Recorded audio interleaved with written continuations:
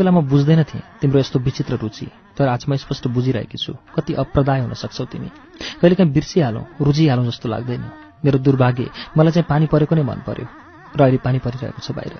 थाहा छैन किन हो, मलाई यसबेला बाल्यकालका क्षणहरू सम्झनामा आइरहेछन्। उफ, कति कति सुखद सम्झनाहरू भाँसिएका छन् यो पानी पर्नुसँग। एउटा जमाना थियो बाल्यकाल, पानी परेको बित्पात रमाइलो लाग्थ्यो।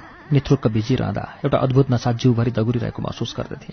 कपालको पानी काला हुँदै चिउँडोबाट चुइँदा आँखा चिम्लेर मजा लिन्थे।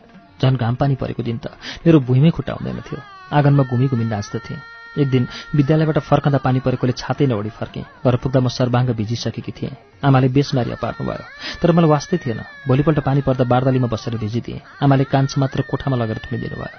एकैछिनपछि घाम पानी लाग्यो। जालबाट हेरेँ, घामको सुनौला तेर्सा किरणहरूमा पानीका थोपाहरू चाँदी झैँ टल्कँदै खसिरहेका थिए। लाग्थ्यो मानव आकाशबाट पुष्पवृष्टि भइरहेछ। त्यस दिन आँगनमा नाच्ने मेरो अदम्य धोको कोठाभित्रै गुम्सेर रह्यो। कतै यही नै